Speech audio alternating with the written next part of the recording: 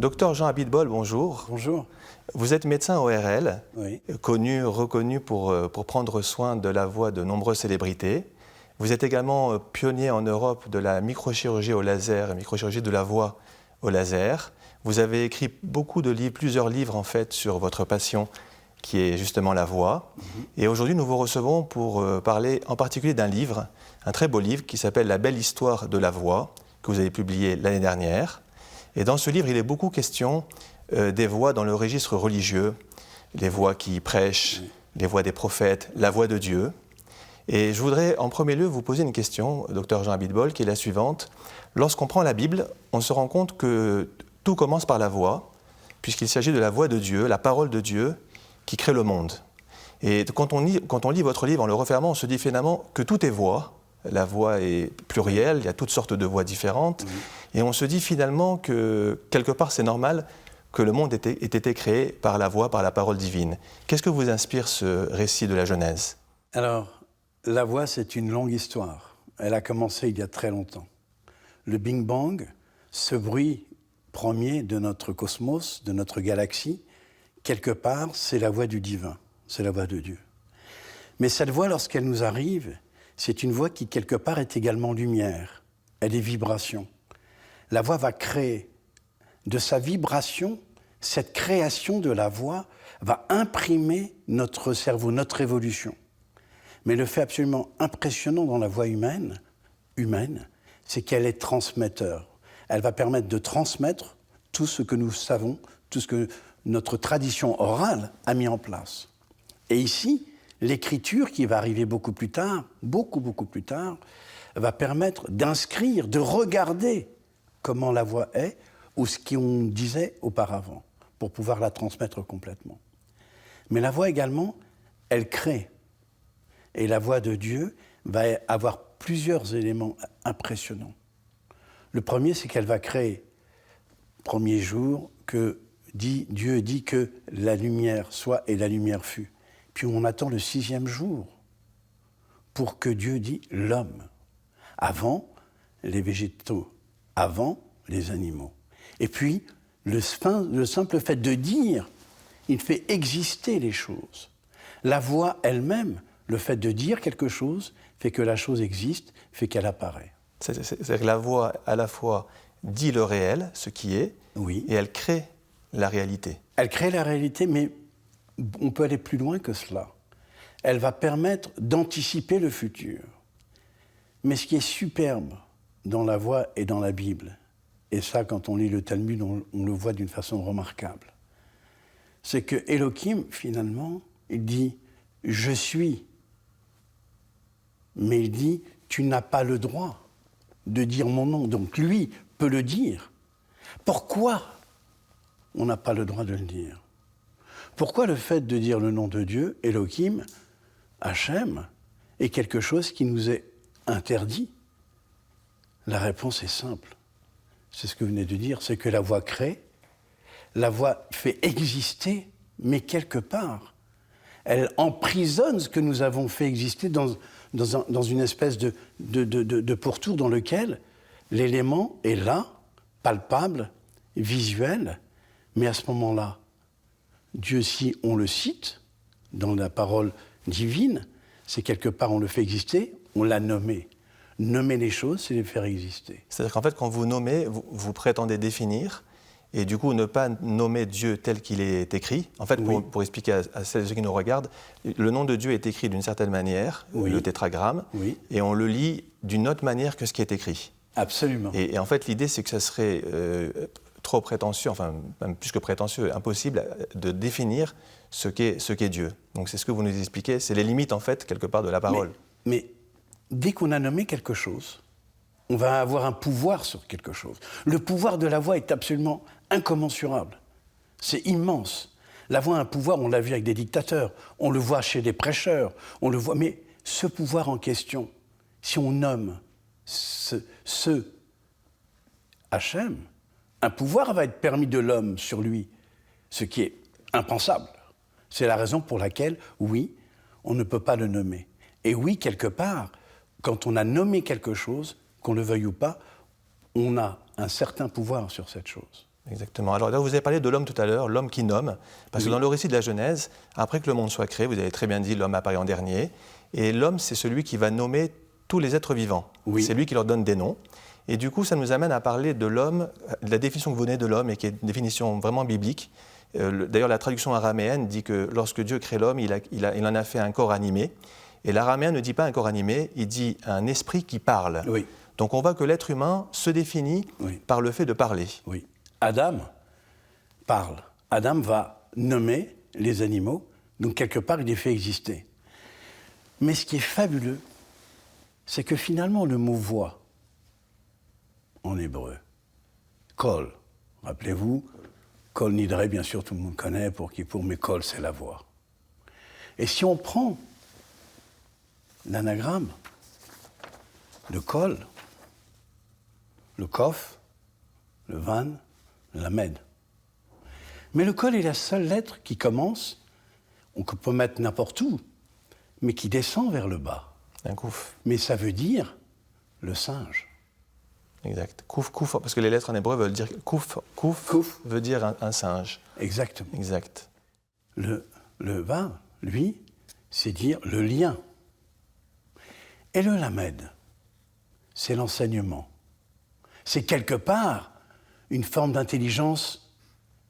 Et lorsqu'on voit cette progression comme ça vers le haut, c'est finalement le souffle de la vie. On peut peut-être montrer. C'est le souffle de la vie à ce niveau-là. Mais on peut aller plus loin là. Car finalement, la lettre hébraïque, quand on la lit, quand on la regarde, c'est une voix. Parce que c'est presque une calligraphie, voire même une calligraphie. Et ce qui est impressionnant dans le coffre, c'est que c'est une lettre où l'air passe. Ce n'est pas une lettre fermée. Ce souffle de vie, c'est le souffle de Dieu. C'est le souffle qui nous a été donné. C'est le premier souffle que nous avons lorsque le bébé va naître, où il va crier.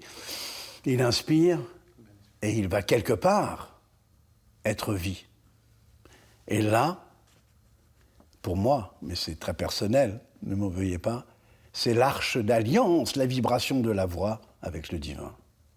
C'est une arche d'alliance. Une très belle explication. Et dans ce souffle-là, on voit qu'elle permet d'être dans une évolution, car on se dit bien que c'est un début, mais c'est une évolution. Très intéressant. Juste pour expliquer, le kof, ça veut dire singe en hébreu. Le vav, vous avez dit, c'est... Le lien. Voilà, parce qu'en hébreu, le vav, c'est dire cela, conjonction de coordination, Oui, ET. d'accord. Et lamed, ça vient de limoud, le Talmud. Oui. Ça veut dire étude. Oui. Et le mot kol qui veut dire voix, est un mot qu'on trouve en très nombreuses occurrences dans l'ensemble de la Bible d'ailleurs. Oui. Tout le temps, ce mot kol revient. On va d'ailleurs y revenir nous aussi. Peut-être juste préciser que kol nidre, par contre, attention, parce que kol nidre, c'est pas le kol de la voix. Kol, c'est kaf lamed, D'accord. qui veut dire tous mes vœux, tous les vœux que j'ai pris. Donc c'est pas, attention, c'est pas le même terme. D'accord. C'est kol au sens de totalité. Kaf lamed, c'est Mais la notre voix est totalité. La voix est alors vous avez tout à fait raison. La voix est totalité. Et le fait que la consonance est presque la même, c'est quelque part voulu, c'est quelque part, la voix est entière, elle est, et elle provoque, et elle crée, et elle est dans le futur, bien qu'on ne l'a que dans le présent. La voix n'existe pas dans le passé, elle ne vit que dans le présent, mais elle prépare ce futur. Le souffle de la voix est un souffle qui permet, quelque part, de voir déjà le futur. Alors vous avez cité Kol Nidre, c'est une très belle citation parce que vous parlez des vœux. Et on voit que dans le judaïsme, lorsqu'on dit quelque chose, qu'on s'engage, les paroles ne s'envolent pas. Donc ça veut dire qu'elles sont quelque chose de concret, de réel. Et d'ailleurs, davar en hébreu, qui veut dire parole, veut dire aussi chose. Donc votre exemple est très bon parce que quand on dit qu'on va faire quelque chose, on crée une réalité qui m'oblige à respecter l'engagement que j'ai pris. Donc on revient à ce que vous avez dit sur la réalité créée par la parole. La parole crée une réalité, mais elle va créer également des lois. Et finalement, les 10 commandements, à moins que je ne me trompe, vous me corrigez, c'est en fait les 10 paroles. C'est les 10 paroles, exactement. Mais ce qui, moi, m'a beaucoup inspiré et m'a beaucoup impressionné quand j'ai su, à un moment donné dans ma vie, que les 10 commandements, ça voulait dire 10 paroles, et qu'on dit que finalement, le doigt de Dieu a inscrit ces paroles. Le buisson ardent, c'est une lumière, cette lumière devient vibration devient le doigt, mais finalement, est-ce que ce n'est pas la vibration qui a été inscrite sur ces pierres, les 10 paroles? Et la vibration de Dieu qui est inscrite sur cette pierre de 10 paroles, qui va arriver ensuite, plus tard, quand Moïse descend, il entend un chaos vibratoire, un chaos de voix dans ce peuple qui brutalement a perdu la foi, parce que la foi, c'est la force que la voix va donner. La foi où la voix est un des éléments essentiels, primordial. Et il va calmer ce chaos, car finalement, la voix de Dieu, la voix elle-même, la voix qui nous transcende, est une voix dans laquelle c'est une note pure, comme dans la musique, comme dans la lumière. Mais la voix est arc-en-ciel, elle a plusieurs vibrations. Et ces vibrations sont plusieurs couleurs. Donc la voix est une couleur également, ou des couleurs. Mais la beauté de la voix, c'est que c'est des harmonies en mineur ou en majeur. Ça dépend comment on va interpréter notre voix. Et là, effectivement, nous avons une vibration ou des vibrations qui sont transmises. Vous avez raison d'ailleurs de traduire les 10 paroles, parce que le terme en hébreu, c'est Aseret Adiberot, qui ne veut pas dire 10 commandements. On traduit toujours mal, en fait. C'est les 10 paroles, le décalogue. Et d'ailleurs, il y a un lien entre les 10 paroles, ce qu'on appelle les 10 commandements, le décalogue, et les 10 paroles créatrices du monde. Oui. Parce qu'en fait, quand on compte combien de fois il est écrit Vayomer, Dieu dit, que la lumière soit, etc., on trouve 9 fois Vayomer, il dit, et Bereshit, au commencement, est considéré par nos sages comme une parole. Je voudrais après qu'on revienne à l'être humain. Oui. Et vous avez parlé tout à l'heure de l'être humain qui se définit par sa parole. Oui. Il y avait une très belle définition que donne le Maharal de Prague, un très grand maître du XVIe siècle, oui. qui dit en fait que la parole chez l'être humain, elle est au confluent, au carrefour de l'âme et du corps. Oui. Alors pourquoi ? Parce qu'elle exprime l'âme, oui. ce que ressent l'âme, oui. Et en même temps elle a besoin du corps pour s'exprimer par les organes de la phonation. Donc vous avez dans la parole finalement cette réunion de ce qui fait l'être humain, l'esprit et le corps. On peut aller plus loin. Bien sûr. Parce que la voix, c'est une 5e dimension. Nous avons nos 3 dimensions d'espace, mais la voix n'existe que dans le temps. Mais la 5e dimension, c'est cette voix de la prière.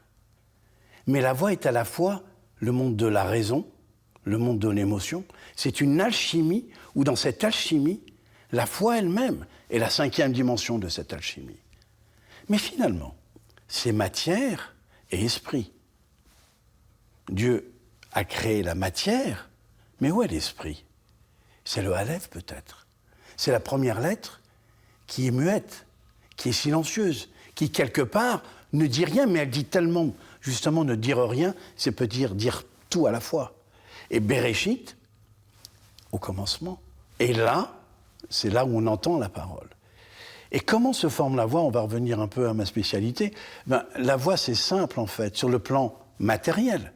Le poumon, c'est un souffle qui va donner la puissance de la voix, sur le plan sonore, mais pas sur le plan mystique. Il y a bien autre chose sur le plan mystique. Deuxièmement, les cordes vocales, on a 2 cordes vocales situées au niveau du cou, qui, lorsqu'elles se pendent, ça crée une vibration. 3e élément, la caisse de résonance, qui fait qu'elle va résonner, cette voix. Ça, c'est l'instrument de musique, c'est le violon. Yehudi Menuhin, quand il joue au violon, il a un violon. Mais si on me donne un violon, je ne vais pas jouer comme lui. Je vais peut-être faire quelques notes. Donc la voix est quelque chose d'autre, quelque chose d'impalpable, qui est au-delà, on est dans le spirituel et on est dans le charisme vocal, on est dans ce que connaissent bien d'ailleurs les avocats, l'éloquence et la rhétorique, qui sont 2 choses un peu différentes, certes, mais le charisme, on la va jouer. Et la foi est un élément essentiel. C'est la pierre presque sacrée, la voix, au niveau de l'émotion qu'elle va produire et dans la prière. Vous écrivez d'ailleurs qu'il y a autant de voix que d'êtres humains. Oui. C'est-à-dire que chaque être humain a son propre timbre. Absolument, il y a 7 milliards d'individus, il y a 7 milliards de voix différentes. Même chez les jumeaux, ils se différencient très légèrement. Et quand c'est des faux jumeaux, encore plus. La preuve en est. Jacob. Exact. L'histoire de Jacob. Où la voix était ce qui a permis de faire Abraham, Isaac, Jacob. Et Isaac et Jacob, Jacob avec Ésaü. Ésaü était poilu, Jacob, étant un faux jumeau, a reproduit la voix et Ésaü a béni Jacob. En ne comprenant pas d'ailleurs qu'il écoutait la voix de Jacob et il palpait les poils d'Ésaü. Qu'il avait mis, que Jacob avait mis sur lui pour justement quelque part, pour être béni, parce que pour différentes raisons. Là, vous pouvez peut-être nous dire mieux que moi pour quelles raisons, parce que c'est quand même intéressant de comprendre que s'est-il passé à ce moment-là. Abraham, Isaac et Jacob, quoi. Un grand sujet. Juste sur la question de la voix divine. Oui. On a beaucoup de mal à comprendre en fait qu'est-ce que ça veut dire la voix divine, puisque chez Dieu il n'y a pas les organes de la phonation, etc. Donc les rabbins au Moyen Âge se sont beaucoup posé la question de savoir, mais qu'est-ce que c'est que la voix divine finalement? C'est une voix intérieure. La voix du prophète, c'est la voix que le prophète reçoit intérieurement. Mais c'est le souffle. C'est le souffle, parce qu'il n'y a pas de voix. La voix divine, c'est ce souffle lorsqu'au début, non plus dans la Genèse, mais dans les 10 éléments après, où le souffle, Dieu a enlevé voilà, de l'abîme. Et après, il y a le ciel et la terre. Et après, la terre apparaît. Et ça, c'est l'eau qui... Ce souffle-là, c'est ça, la voix divine. C'est ça, la voix de Dieu. C'est ce qu'on entend, mais c'est nous-mêmes qui l'entendons. Alors, on peut aller... Cette voix en question, elle est le véhicule de la parole. Elle est le véhicule de quelque chose qui va traduire notre émotion, mais qui aussi va quelquefois, lorsqu'on se parle à soi-même, on s'étonne, on trouve des choses qu'on ne connaît pas. Est-ce que c'est cette 5e dimension qui est le sacré, ou la prière? Oui, la prière est quelque chose de soi par rapport à soi, mais par rapport à Dieu, par rapport à l'autre aussi. Et preuve en est, c'est que dans cette prière que nous avons, on a vu ça à Yom Kippour, dans le pardon, ça se fait dans la voix. On lit, certes, mais c'est la voix qu'on entend. Et cette voix intérieure va, à un moment donné, par rapport à cette relation que nous avons avec le divin, nous pardonner. Non, on demande à l'autre de nous pardonner. Et en direct, Dieu nous pardonne, mais c'est l'individuel par rapport à l'individuel. Et l'individuel par rapport à un autre individuel, c'est une voix où pardonne-moi de ce que je t'ai fait, mais pas je me pardonne. Ça ne veut rien dire, ce je me pardonne. Mais ce qui est extraordinaire dans la prière, et là on change un tout petit peu de... moi, je trouve ça superbe, c'est qu'à Yom Kippour, où là, toute la journée, on est là, et à un moment donné, on sent une force intérieure. Mais finalement, l'homme qui prie seul et qui chante seul, parce qu'il y a un mouvement, c'est un chant, la prière. Il est lui, par rapport à lui, c'est un instrument de musique. C'est un violon. C'est une contrebasse. Mais lorsque le collectif se met à prier, c'est un orchestre. C'est un orchestre qui a une relation avec le cosmique. Et là, on a l'impression que ces chants de prière du collectif prennent... C'est exponentiel, cette force qu'ils ont au niveau de leur voix et cette transmission qu'on a avec le divin brutalement. Et on sent un échange. Ce n'est pas unidirectionnel, mais c'est réciproque. Alors, je profite du collectif, vous parlez de ce collectif dans la prière, pour vous poser une question. Vous parlez dans votre livre de la question de savoir quelle était la langue originelle. Ça, c'est intéressant parce que le récit biblique parle également de la tour de Babel. Oui. On nous raconte que les hommes parlaient une seule langue. Oui. Donc, alors, finalement, mais quelle langue? C'est la question. Et puis ensuite, Dieu, comme on le sait, a confondu les langues. Donc c'est une question intéressante. Est-ce qu'on sera capable un jour de savoir quel était le premier langage? Elle est passionnante. Ouais. Frédéric Hofstadter, qui est né en 1160, quelque chose comme ça, jusqu'en 1250, parce qu'il est décédé en 1250, a eu l'idée, très cruelle d'ailleurs, c'est-à-dire j'aimerais comprendre la langue originelle. Est-ce que finalement, la langue originelle, c'est l'araméen, c'est l'hébreu, c'est le germanique, c'est l'anglais, c'est le français? Il parlait 7 langues lui-même. Il a une idée folle. Il a pris des bébés de 5 jours à 2 mois, qui étaient ses paysans, il les a kidnappés, mis dans des chambres différentes, avec une femme qui venait leur donner à manger, une nurse, c'est tout. Personne ne devait parler. Pourquoi? Il voulait savoir que si l'enfant n'écoutait pas la voix des parents, quelle langue il pourrait parler? Et au bout de l'âge de 3-4 ans, il les a sortis. Alors la voix était la voix de l'hébreu, l'araméen. Est-ce qu'ils avaient une voix? Peut-être, mais est-ce qu'ils avaient un langage? Car la voix est un langage articulé. Eh bien non, ils ne parlaient aucune langue, mais le pire, c'est qu'ils sont tous morts débiles profonds entre l'âge de 12 ans et 18 ans. Donc la voix est un élément essentiel de la nourriture de l'homme, de la nourriture spirituelle, mais pas seulement mécanique, du parole avec l'autre. L'homme est un être social. Et de ce fait, la langue originelle existe-t-elle peut-être? Et là, on arrive sur la tour de Babel. Quelle arrogance de vouloir faire, Nimrod, de vouloir faire une montagne d'immeubles qui va toucher les nuages. alors qu'on doit rester à 10 coudées du divin, l'homme. Ouais. Et le divin, on 10 coudées, ils ne doivent pas venir. Et il y a une séparation indispensable, car si vraiment on avait la vibration directe, on exploserait dans la vibration de la lumière avec le divin. Et là, il a dit, voilà, avec l'arrogance de cet homme, dictateur, nous allons faire cela. Puis brutalement, une vibration a tout détruit. Les hommes ne s'écoutaient plus. Mais quelle richesse fabuleuse! Parce que finalement, le fait que le langage soit différent, la voix est la même. Les prières, où que l'on soit, sont les mêmes. Le langage va être différent. Les mots vont être différents.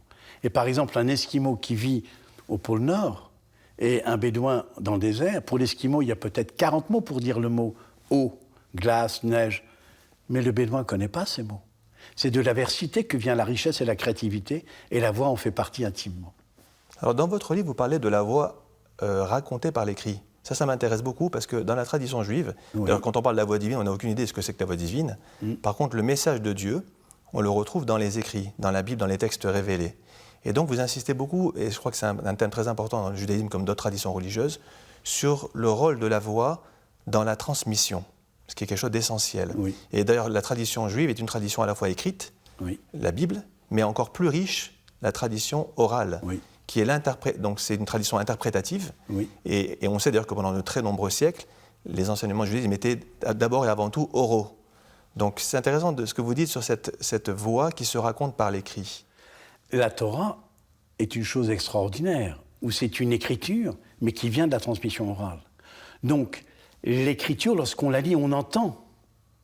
Mais ce qui est extraordinaire dans notre religion, c'est qu'on a le droit de poser toutes les questions, de ne pas être d'accord et d'être d'accord, et on a 24 interprétations de la même chose, ce qui fait que quand on lit le Talmud, de toute façon, toutes les réponses y sont. Donc quand on me dit tout est dans tout, oui, dans le Talmud, on a toutes les réponses, même de celui qui n'a pas pensé, et à la limite, s'il n'y a pas pensé, à un moment donné, on dira c'est pas possible, parce que c'est dedans. Et grâce à cela, justement, l'écriture, et l'écriture de toutes les réflexions que l'on rencontre dans Rashi. Et là, on a les réflexions de ce qu'il a pensé, et c'est la voix écrite. Il pense à quelque chose, derrière, il va l'inscrire. Et le premier exemple, bien, on en a déjà parlé il y a quelques instants, c'est les 10 commandements. Dieu les a pensés, il les a inscrits par sa vibration. Donc c'est la voix, on voit la voix. La voix prend possession du vide. Lorsque je parle, ce vide en question est un faux vide, il y a des vibrations partout. Et cette vibration, même si elle est lumière, car c'est cette vibration dans le cosmos, où c'est le vide, certes, mais il y a des lumières, eh bien, elle est vibration. Et elle vient nous transmettre. Et donc, la voix écrite, c'est la voix de la Torah qui, quelque part, quand on la lit, on entend nos maîtres d'il y a 1000 ans, 2000 ans, 5000 ans. Le décalogue, qui sont les 10 paroles pour le judaïsme, traduit par les 10 commandements pour le christianisme, est un ensemble d'instructions morales et religieuses transmises par Dieu à Moïse au mont Sinaï. Dans l'épaisseur du texte de ces 10 paroles, on peut retrouver l'ensemble des 613 mitzvot de la Torah, les bonnes actions. Pourtant, ce sont ces 10 paroles qui ont été retenues. Ces instructions ont été données 2 fois, dans le livre de l'Exode et dans le Deutéronome. La première parole nous enseigne que Dieu est un. La deuxième nous commande de ne faire aucune image d'animal pour l'adorer. La troisième, de ne pas invoquer Dieu en vain. Et la quatrième, d'observer chaque 7e jour en nous abstenant de tout travail. La 5e, d'honorer nos parents. La 6e, de nous garder du meurtre. La 7e, de ne point commettre d'adultère. La 8e, de ne point voler. La 9e, de ne pas rendre de faux témoignages.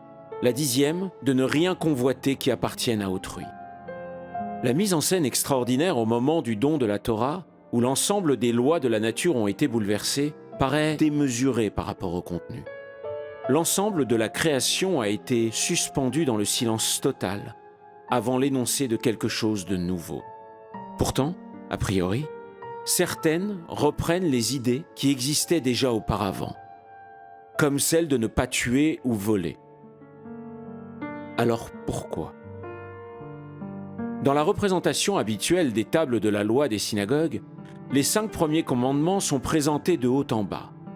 Sur la table de droite sont concernés les relations de l'homme à Dieu. Et les 5 autres commandements, sur celle de gauche, concerne la relation de l'homme avec les autres hommes. L'épisode du mont Sinaï est un événement fondateur. Il s'agit d'une alliance plus que des lois. Les 10 paroles sont le lien entre les Hébreux et Dieu. En hébreu, les tables de la loi sont appelées tables de l'alliance. La parole a créé une relation, une union. À partir des 10 paroles et de cette alliance, l'homme devient un partenaire et joue également un rôle fondamental. L'homme a désormais un rôle d'acteur et devient le reflet de la présence de Dieu dans le monde. Alors ce qui est intéressant d'ailleurs, c'est que des fois l'oralité, elle va même à l'encontre de ce qui est écrit. Absolument. Je donne un exemple, parce que beaucoup de gens ont entendu parler par exemple, de la loi du talion. Dans la Bible, c'est écrit œil pour œil, dent pour dent. Donc quand je prends mon texte écrit, ça veut dire que si quelqu'un me crève un œil, je dois lui crever son œil. Or le Talmud explique qu'en aucune manière il faut comprendre le texte de cette manière. Donc la tradition orale nous dit que c'est œil pour indemnisation de l'œil. Donc c'est incroyable parce que le texte, la tradition orale, va complètement à l'encontre du sens Bien écrit. sûr, parce que le mot emprisonne l'idée. Le mot écrit emprisonne l'idée. Le mot dit permet la création d'un troisième mot. Nous discutons et on va créer une troisième idée. Vous avez votre idée, j'ai mon idée. Le fait de parler, on crée une troisième entité. Et cette troisième entité, c'est ça la force de la voix et du relationnel. Et la force de l'écrit, c'est de permettre la création de ces discussions. Il y a écrit cela, comment tu l'interprètes, qu'est-ce qui se passe? Et là, cette interprétation du mot emprisonné dans l'écrit devient quelque chose de libre dans la voix. Vous avez fait allusion tout à l'heure à la notion de voir les voix. Dans le récit de la révélation dans l'Exode, donc quand Dieu se révèle au Sinaï pour donner justement les fameux commandements, les 10 paroles, les 10 commandements, il est dit à un moment donné, c'est très étonnant, j'ai jamais compris ce verset, j'attends votre interprétation.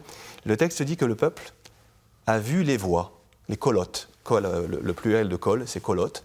Et donc le peuple a vu les voix. Comment vous comprenez cette notion de voir ce qui est invisible? La voix n'est pas invisible. La voix, on la voit parce que immédiatement dans notre inconscient, elle va traduire une couleur. Il y a des voix, vous allez entendre dire « elle est triste ». Comment elle est triste? Une voix n'est pas triste, elle est sombre. Ouf, elle fait penser à quelque chose de pas terrible. Ouf, elle est magnifique, c'est un arc-en-ciel, c'est du feu, c'est de la lumière. La voix n'est pas invisible du tout. La voix, elle parle parce qu'elle parle à nos 5 sens. On l'écoute. Finalement, regardez, je peux fermer les yeux et je peux ne plus voir. En revanche, l'oreille n'a pas de paupières. Je suis obligé d'écouter tout. Quand je suis dans une synagogue, j'écoute les prières, que je veuille ou pas, je les écoute. Et c'est ça la force de la voix. L'écriture, je peux fermer les yeux, je ne lis pas, mais pas la voix. Et la voix, quelque part, oui, ils ont vu la voix, c'est cette vibration qui a pris les 5 sens de l'être humain, et bien au-delà de l'écoute, cette vibration a pris possession du regard. Car le regard, c'est quelque part aller voir l'âme à l'intérieur de soi-même. Mais le regard de la voix, ou quand on dit le regard de l'oubli, c'est la vibration du passé. Parce que le regard de l'oubli, c'est une vibration, quelque part, que l'on reçoit et qu'on se rappelle. Preuve en est, si vous regardez une photo de quelqu'un qui vous est cher, vous allez entendre sa voix. Mais si vous entendez sa voix et qu'il est parti, vous allez pleurer. Parce qu'elle va venir s'inscrire dans votre monde émotionnel. Et ce monde émotionnel que vous avez là va également, dans ce cas particulier, créer le visage. Et donc voir les voix au Sinaï, sur le mont Sinaï, ça peut aussi vouloir dire que Dieu était comme s'il avait vu Dieu en fait, qui était palpable, tangible. Absolument. Quelque part, il y avait la crainte. Car la crainte du divin, c'est quelque part nécessaire, quelquefois, pour donner les limites dans lesquelles l'homme peut être. Alors, tout à l'heure, on a parlé un petit peu des limites de la voix ou de la parole, oui, avec la notion du nom de Dieu qu'on ne peut pas prononcer. Il y a une voix qui a beaucoup posé problème aux religions, c'est la voix de la femme. Oui. Et même dans le Talmud, d'ailleurs, on nous dit que Kol Beisha, le Kol, c'est le mot, Kol Beisha Erva, c'est-à-dire que la voix de la femme est considérée comme une nudité, quelque chose d'indécent, voilà, de sexué. Quelle est votre interprétation de... Alors, vous comprenez, alors dans l'Église aussi, il y a eu beaucoup de... Bien sûr, il y a énormément de débats là-dessus. La seule chose que je pourrais dire, mais c'est bien évidemment une opinion simple, qui est finalement la voix de la femme, lorsque l'on prie, on est, par exemple pour Minha, on est en direct en rapport avec le divin. On fait 3 pas en avant, 3 pas en arrière et on prie. Et là, on n'a pas le droit d'être distrait par aucune autre voix. La voix de l'homme qui nous ressemble ne va pas nous troubler ou très peu. Mais la voix de la femme, dont l'image est quelque chose d'harmonieux, de sexué bien sûr, risque de nous distraire. Nous, cette distraction ne doit pas exister lors d'une prière profonde entre nous. Mais je dirais presque à l'inverse, c'est peut-être vrai aussi dans l'autre sens. Dire qu'une femme, si elle prie, peut être elle aussi distraite par une voix de l'homme. Et le grave de l'homme qui est une voix de séduction, parce que le grave est la voix de la séduction, et paradoxalement, est beaucoup plus fort que la voix de la femme qui est une voix différente. C'est d'ailleurs pour ça qu'on prie à voix basse aussi, oui, pour ne pas que la voix de l'autre me perturbe. Voilà. Et donc, là, c'est la raison pour laquelle, c'est l'une des raisons pour laquelle on dit ce genre d'éléments. Mais ce qui est superbe aussi, c'est qu'on se repose à ce moment la question, Dieu a fait l'homme à son image, donc homme-femme, Adam, puis ensuite il a donné une femme qui est Ève, de lui-même. Ça a permis le dialogue, ouais. Ça a permis la création, car finalement, le cordon ombilical de l'humanité, c'est la voix, mais ce cordon ombilical vient de la mère, vient de la femme. La force de la vibration de la femme, le fœtus, dès l'âge de 3 mois, l'entend, alors qu'il ne parle pas encore. Alors, vous parlez de la voix des prêcheurs dans votre... Ça m'a beaucoup intéressé aussi, parce que les rabbins sont aussi un peu des prêcheurs parfois. Oui. Il y a un prêcheur très célèbre, à mon sens. Apparemment, il ne savait pas bien parler. Soit il était bègue, soit il n'avait pas une grande élocution, ce n'était pas un tribun. C'est Moïse. Alors c'est étonnant, comment vous comprenez que Dieu choisisse comme sauveur, entre guillemets, du peuple d'Israël? Là, j'ai une interprétation très personnelle de cela. Dans un cas, si effectivement, il est bègue, lorsque l'on bégaye, avant de pouvoir parler, je réfléchis aux mots que je vais vous dire. Donc ça m'impose une réflexion de ma pensée. Et ma pensée, avant de vous la dire comme une émotion, comme une explosion, elle de nécessité, elle va être réfléchie. Et cette réflexion en question, effectivement, on va réfléchir, et Moïse va réfléchir, mais plus que cela. Et c'est ça qui est génial, c'est qu'il a entendu la voix de Dieu, la vibration de Dieu au mont Sinaï. Au buisson ardent, il a entendu cette vibration. Mais s'il l'a entendu, il est capable de la reproduire, de l'imiter. Donc Aaron, le sage, le saint, qui ne peut rien transformer, lorsqu'il lui parle dans le langage du bègue, peut-être, Aaron, lui, étant le messager, va donner le message du divin au peuple, mais ne pourra pas l'imiter, il ne connaît pas la voix de Dieu. Oui, Moïse a entendu le divin d'une façon incroyable au buisson ardent, mais oui, il ne peut pas l'imiter pour le peuple, et si jamais il le faisait, il s'autodétruit, il ne rentrera pas en Israël. Pour ma part, vous avez dit tout à l'heure, vous avez parlé du pouvoir de séduction de la voix. Oui. On pense aux dictateurs, etc. Oui. Et moi, du coup, vous m'avez permis de me conforter dans une autre explication, qui est de dire que Dieu a fait exprès de choisir une personne, un sauveur, un dirigeant d'Israël qui n'ait pas de charisme, de manière à ce que, justement, le peuple d'Israël ne tombe pas entre les mains d'un homme qui va les séduire par sa parole, et quelque part qui risquerait d'être lui-même déifié. Donc, en fait, Dieu prend des précautions pour ne pas qu'on imagine, comme dans la Haggadah de Pessah, où Moïse apparaît très peu, pour nous dire, attention, le sauveur, c'est pas Moïse, ça reste Dieu. Donc si on avait un homme qui parlait très bien, un tribun, eh bien, on aurait pu faire de Moïse une sorte de Dieu, et donc ça serait pour ça que Dieu a choisi volontairement un homme qui a des problèmes d'élocution. Je trouve ça excellent, parce que je n'y avais pas pensé, et effectivement, les dictateurs se prennent pour Dieu. Et effectivement, le fait, c'est pas seulement donc l'imitation de la voix de Dieu, mais c'est peut-être quelque part, mais il y a une différence, c'est que Moïse était le messager du divin. Et qu'à ce niveau-là, il ne pouvait certainement pas se permettre d'aller devenir dictateur lui-même, parce que je pense, peut-être à raison, j'en suis pratiquement sûr, qu'il se serait autodétruit lui-même, parce que finalement, la lumière qu'il apportait, il se serait brûlé avec. Oui. Alors, on approche de la fin. Il y avait une question que je voulais vous poser, qui est un peu compliquée, je vous l'avoue, mais c'est sur la question du silence. On a beaucoup parlé dans cette émission de la parole. Oui. Est-ce que vous pensez qu'il y a un silence, que le silence a une parole, en fait? Alors, je m'explique pourquoi je vous pose cette question. Il y a un très beau livre d'André Neher qui s'appelle « Le silence dans la Bible ».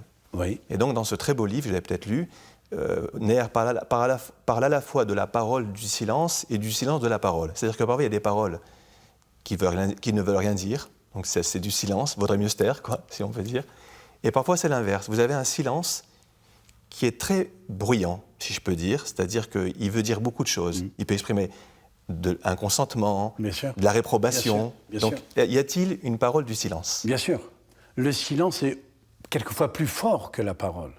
Et si la parole, quelque part, comme le dit Yehudi Menuhin, si la parole, quelque part, n'est pas intéressante, vaut mieux laisser le silence, l'autre s'imaginera ce qu'il veut. C'est peut-être mieux. Effectivement, dans la 5e de Beethoven, pam, pam, pam, pam, le silence, c'est énorme, c'est un bruit derrière, dans la 5e de Beethoven. Dans d'autres, dans du Mozart, c'est silencieux, c'est soft, c'est doux. Donc le silence parle. Et le silence entre les mots, c'est ce qui permet à l'autre de rentrer dans votre imaginaire. Et la force de la voix du silence, c'est la force de la foi. Très bien. Et on parle beaucoup du silence de Dieu, par exemple, dans l'histoire, Oui. où on attendrait que Dieu intervienne, par exemple. On pense à la Shoah ou des moments dramatiques dans l'histoire, Oui. où Dieu est silencieux. Il est silencieux, c'est ce que l'on dit, mais il ne l'est pas vraiment parce qu'il garde la force en l'homme de pouvoir garder sa vie et sa foi. C'est un faux silence pour moi. C'est une force extraordinaire de vibration intérieure pour lui permettre, quand ils étaient en la Shoah, dans les camps, de dire « oui, je continue, oui, je m'en sortirai, oui ». Et d'où vient cette force incroyable quand on voit ce qui s'est passé, si ce n'est pas la foi en Dieu. Donc non, c'est un faux silence, c'est un silence où la voix là est une vibration pure et où les harmoniques sont des harmoniques pures et non pas polluées par l'environnement. Il y a un exemple célèbre de silence de Dieu. On parlait de Moïse tout à l'heure. Oui. Quand le peuple d'Israël a été condamné à l'exil, à l'errance pendant 40 ans dans Oui. le désert, à la suite du péché des explorateurs, Moïse a envoyé des explorateurs qui ont découragé le peuple d'Israël d'entrer dans ce pays. Oui. Donc Dieu a dit, puisque vous ne voulez pas entrer dans ce pays, vous allez vous éteindre pendant 40 ans d'errance, et ce sera vos enfants et petits-enfants, transmission, qui rentreront. Certains rabbins disent que Dieu n'a plus parlé à Moïse pendant ces 40 ans. C'est-à-dire qu'il a considéré que le peuple étant entré en disgrâce, eh bien Dieu n'avait plus à s'adresser aux dirigeants qui est l'émanation du peuple. Intéressant. Très intéressant, c'est le libre arbitre. Ouais.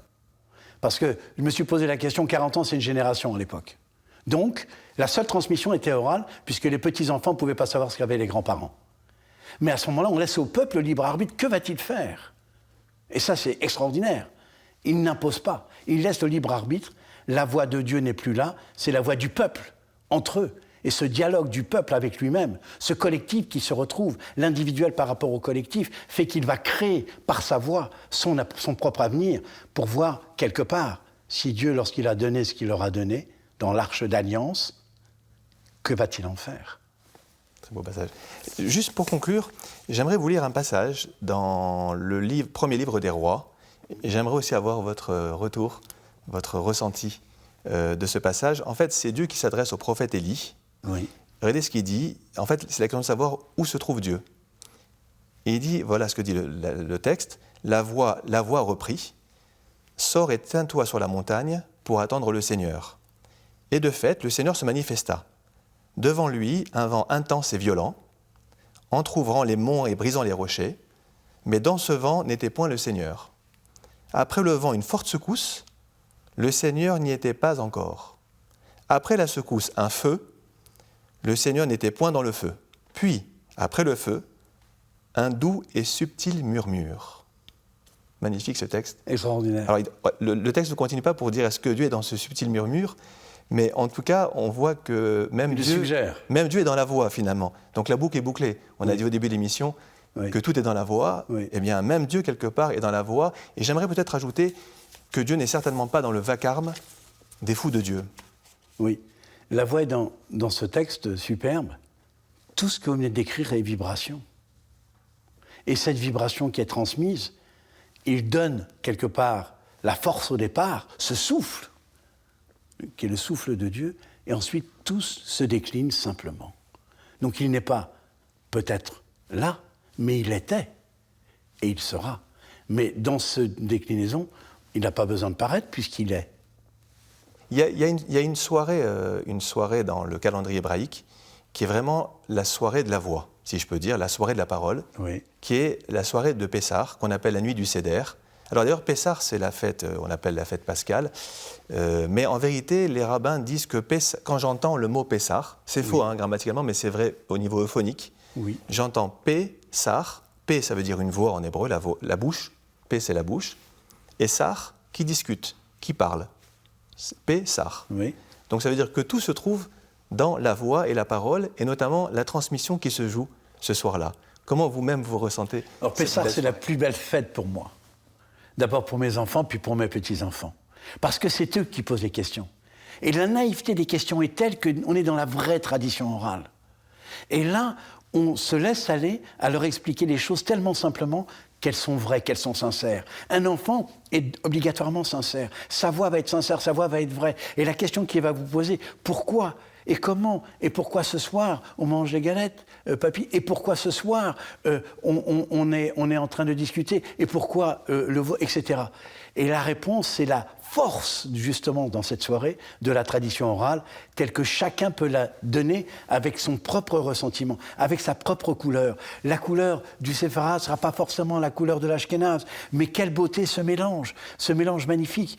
Moi, j'ai la chance d'être avec Ashkénaze et Séfarade, les deux. C'est ce mélange de la tradition, la voix, l'expression, le langage, et cette tradition orale absolument superbe fait qu'effectivement, dans cette tradition, nous avons la transmission orale, qui est une transmission exceptionnelle, mais indispensable dans le judaïsme. En fait, c'est vraiment une soirée où la parole, finalement, est au centre de tout.